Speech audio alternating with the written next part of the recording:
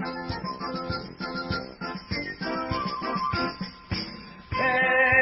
vales e montanhas corre o rio sem parar. Nossa história que é gravada na memória vem contar da estrela guia no sertão dos índios bravos, manchado de sangue de cruzes e coroados. Rio Preto, vem passando sem parar. Vem contar a nossa história, vem guardar nossa memória. Bom dia a todos que estão nos acompanhando hoje, neste dia que estamos aqui no sítio São José, sítio do Dr. Márcio, grande produtor rural aqui de São José do Vale do Rio Preto. Estamos aqui com o senhorzinho, o senhor João Pereira Neto, que trabalha aqui no sítio e que vai nos contar um pouco da história do Dr. Márcio, da Dona Isabel, uma grande família que fez muito e continua fazendo muito pela nossa cidade.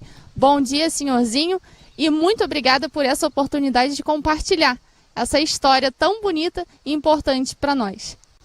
O Dr. Márcio é natural de Piau, Minas Gerais, filho lá de fazendeiro.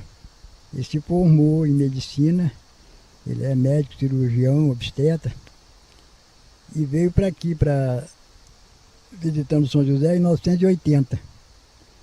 E adquiriu esta propriedade do senhor Mauri, que na época era um guarda rodoviário, com a sua esposa Jô, que é da família do Juvenal Pereira, muito conhecido aqui na região. E ele comprou a propriedade aqui de Sítio Cachoeira, que hoje se tornou Sítio de São José. E iniciou a sua função com 10 vacas leiteiras, né, da raça holandesa, PO. Começou uma criação pequena com 10 mil frangos de corte e um plantio de café com mais ou menos 12 mil pés, além de uma meia dúzia de cabeças de porcos. E tinha na época uns 4 ou 5 funcionários. Eu me lembro do senhor João Felipe, senhor Egídio Gonçalves, Ciro Xavier, senhor Jacinto Custódio e João Felipe, já falei, e mais alguns outros que eu não me lembro. E depois, em 1982, eu vim trabalhar com ele também para ajudá-lo aí no início. Então o início foi muito pequeno, 10 vacas leiteiras, 10 mil frangos, 12 mil pés de café, uma meia dúzia de cabeça de porcos, né? E uma horta também que plantava chuchu e olerícola, né? E ele foi crescendo à medida que nós chegamos a ter, na época, na década de 90, ele chegou a ter aqui mais ou menos quase 200 cabeças de gado entre corte e leite. Chegamos a tirar 500 litros de leite num sítiozinho com 7 hectares, cujo sítio que pegava o leite para a cooperativa ficava admirado. Disse, tem fazendas grandes que não fazem isso, esse com um sítiozinho tira 500 litros de leite, né? Nós chegamos a tirar essa quantidade. E tínhamos o melhor gado da região, o gado holandês, segundo o Dr. Hélio Pacheco, que dava assistência aqui para o sítio. Ele tinha o melhor gado da região na época. Então aqui nesse sítio, nós chegamos a ter quase 200 cabeças de boi entre corte e leite. Chegamos a ter 20 mil frangos e chegamos a ter quase 1000 cabeças de porcos entre engorda e leitão. Além do plantio de café, que de 12 mil fomos para 50 mil. Então a gente começou com uma coisinha pequena e cresceu. E ele, animado com esse crescimento, comprou o sítio ali de Morelli, que era o comprou do Pedro Antunes, né? Aquele pessoal ali, era o sítio Santa Terezinha e o sítio Eldorado. E ali ele construiu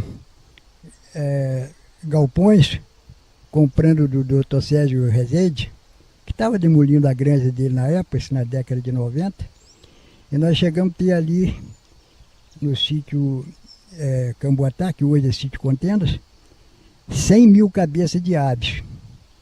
Fábrica de ração, criação de porcos, parreira de chuchu e mais um plantio de 50 mil pés de café.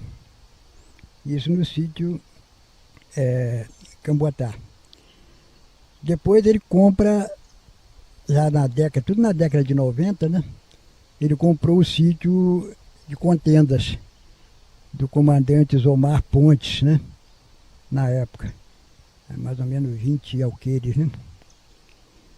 E lá nós construímos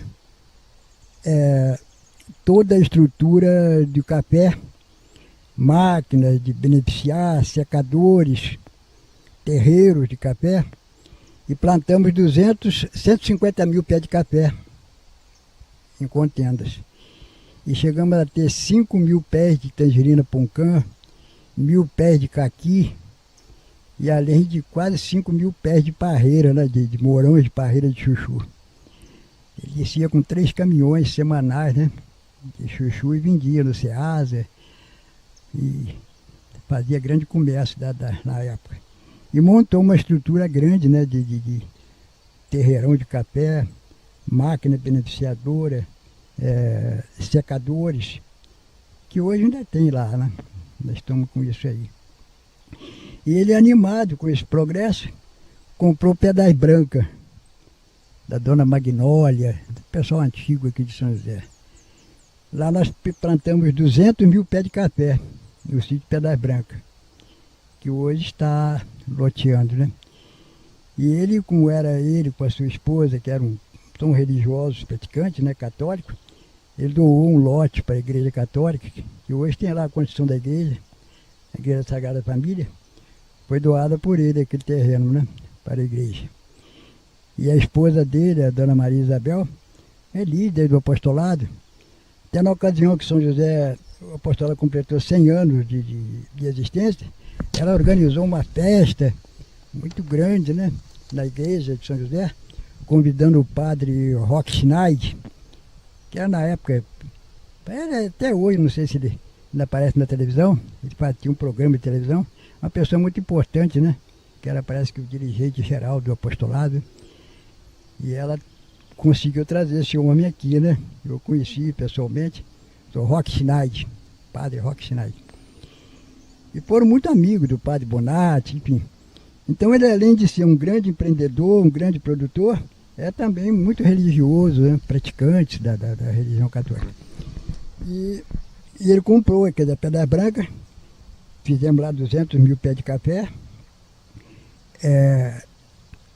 doou esse terreno para a igreja, e depois comprou Serra do Capim, um sítio lá comprou do Igor, né? Comprou não me lembro agora o nome da pessoa que comprou, depois ele vendeu posteriormente. Mas nós chegamos a plantar lá também 50 mil pés de café, além de parreira de chuchu, né? Então, e depois tinha também a Piau, que ele herdou do pai, né? O sítio de Piau, temos até umas fotos aqui. E lá plantamos banana, né? Que era terra de banana. Nós plantamos lá 50 mil bananeiras, plantamos 50 mil pés de café com nilon, que é o que dá naquela região, né? Além de plantio de arroz, mandioca, né? E feijão. Quer dizer, o Dr. Márcio foi um grande produtor, né, de rural. É a função dele.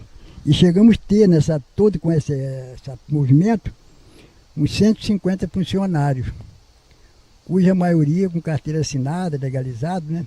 E a outra parte na época da colheita, né?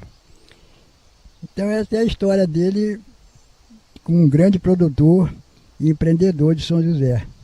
O Dr. Márcio. Poucos conhecem, né? Porque ele fez, né? Num período tão pequeno, né?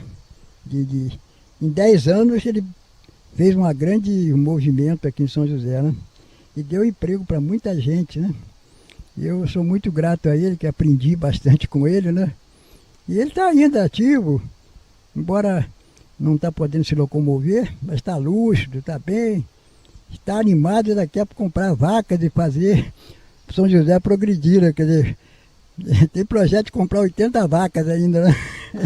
Então, é uma pessoa que merece admiração, né?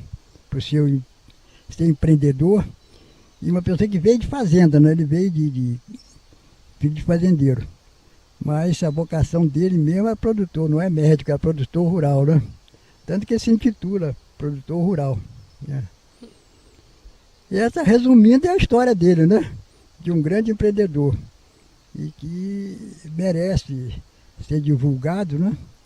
Porque pouca gente sabe, né? Ele é muito conhecido na igreja, nesse pessoal, mas pouca gente sabe da grande movimento que ele fez nesse período aí de 40 anos, né, praticamente. Eu trabalho com ele já há 38 anos, né? Agora. Então, temos essas histórias aí que o povo precisa conhecer, quem é o Dr. Márcio.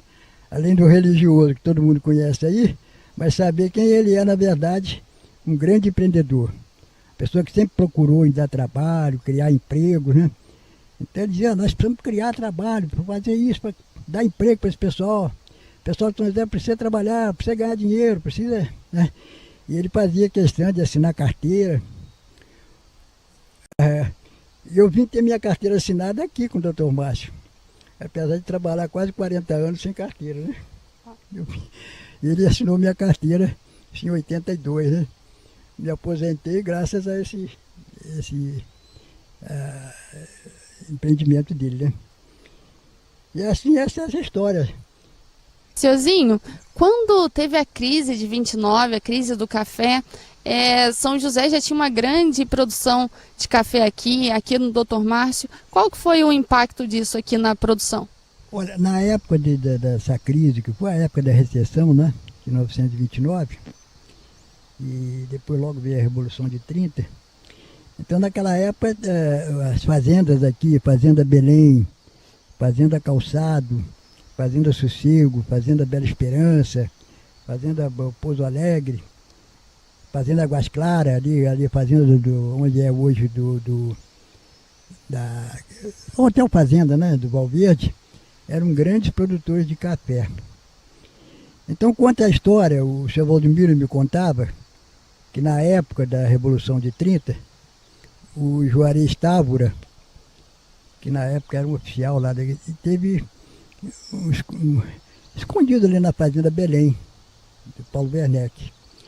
E depois que acabou a Revolução, parece que ele foi elevado ao posto de ministro da Agricultura, uma coisa assim, né? Ele, em agradecimento ao Paulo Werneck, mandou construir aquele prédio que hoje é a Coopervale, foi depois da Coopervale, né? Uma coisa grande para a época, né? Ali no hospital, aquele prédio grande lá que estão remodelando hoje, foi um departamento de café. Mas numa época que não tinha mais café, o café entrou em crise. Então o Getúlio mandou arrancar o café, arrancar os cafezais, né? E os cafés veio para ali para ser queimado. Fazia aqueles montões de café e queimava naqueles terreirões, né, da cooperativa. Então o café entrou em crise nesse período. Então o Brasil, entre 930 e 950, né, até o meado da década de 50, o país quase não andou, capengou, né, como diz o ditado, né? Nós tivemos várias crises, né, de governo, a Revolução de 30, o Estado Novo, Getúlio. Quer dizer, para o povo trabalhador, eu acho que foi bom, porque o Getúlio criou várias coisas que o homem naquela época era escravo praticamente, né? Trabalhava de estrela a estrela. Getúlio criou horário, criou salário mínimo, né? Deu férias. Enfim, o Getúlio incentivou muito o lado trabalhista, né? O partido dele, o PTB, né? Era o partido dos trabalhistas. Mas o país não progrediu nessa década aí de 30 até 50, né?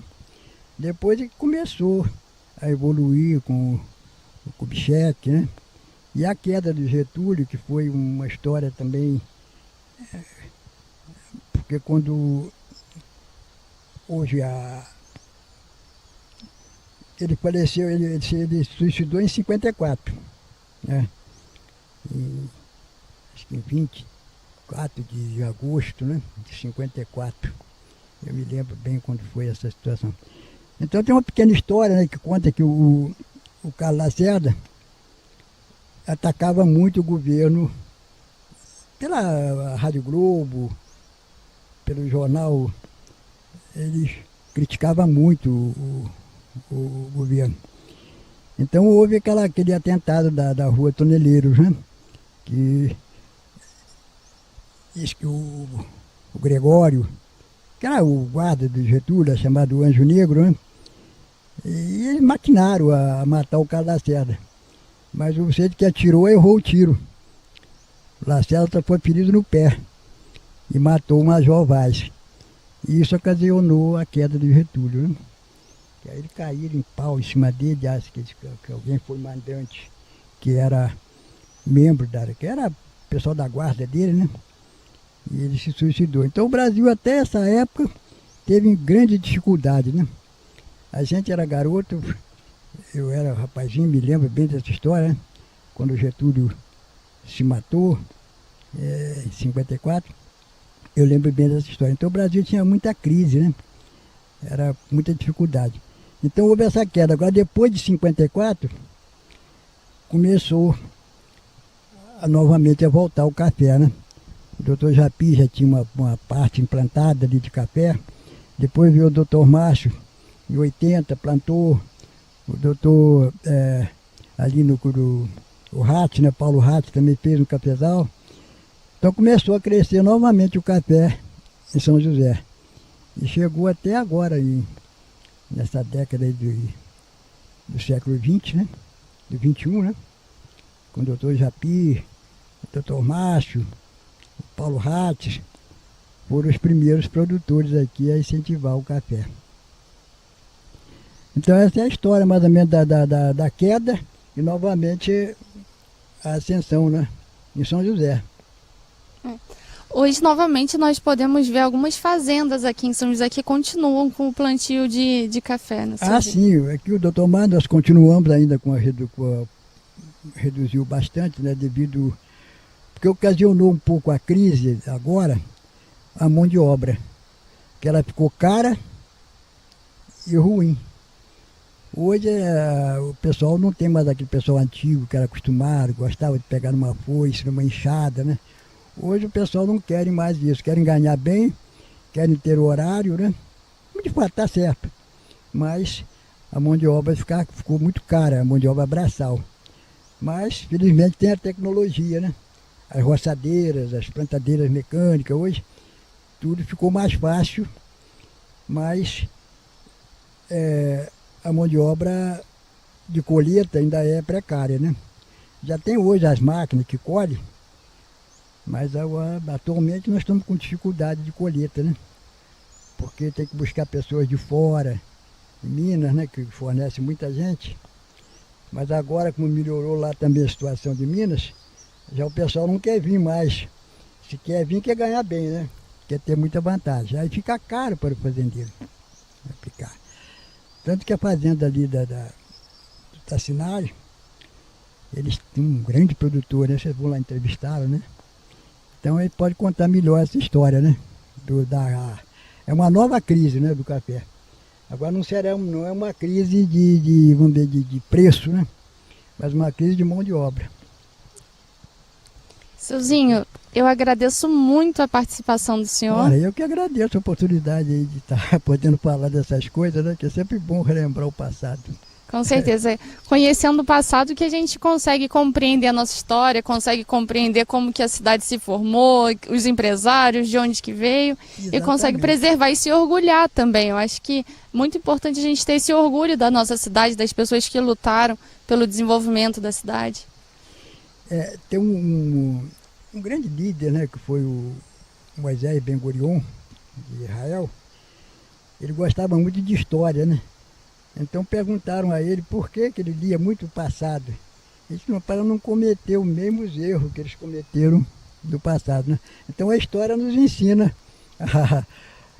a ver as coisas que foram erradas, né? E a gente não cair no mesmo erro, né? Então por isso é bom conhecer a história. Olha, então muito obrigada por esse tempo, conversando e nos contando tantas histórias. Muito obrigada. A agricultura vai, com certeza, se recordar, todos os agricultores vão se recordar disso, vão se orgulhar e as gerações da frente também vão poder conhecer como começou a agricultura aqui em São José, o café, o caqui. Isso aí. E eu também agradeço a oportunidade de poder falar, né? Normalmente incentivar aí a pessoa do Dr. Márcio, uma pessoa que eu gosto muito, não só como patrão, mas como amigo, né? Uma pessoa que me ajudou muito. E estamos aí até hoje, né? Embora ele, coitado, hoje está com possibilidade de andar, mas eu admiro muito o Dr. Márcio, sua esposa, Maria Isabel, grande líder aí religiosa. E para mim é um prazer poder contar essa história, que poucos conhecem, né? Como foi o início dele, né? Como ele se tornou grande, que ele começou pequeno aqui, com uma quantidade mínima de coisa e foi crescendo. Quer dizer, isso demonstra que ele tinha um grande tirocínio, né? Uma grande capacidade administrativa e empreendedora. Muito obrigada. Muito obrigada e agradeço também ao Dr. Márcio por estar, a Dona Isabel, por estar permitindo esse momento que aconteça aqui e está permitindo também que a gente conheça um pouco mais a fundo a história de vocês. Muito obrigada, parabéns, que Deus abençoe cada vez mais e ao senhor também, Seuzinho, que Deus continue abençoando essa memória privilegiada que o senhor tem. Muito obrigado. Obrigada. Muito obrigado.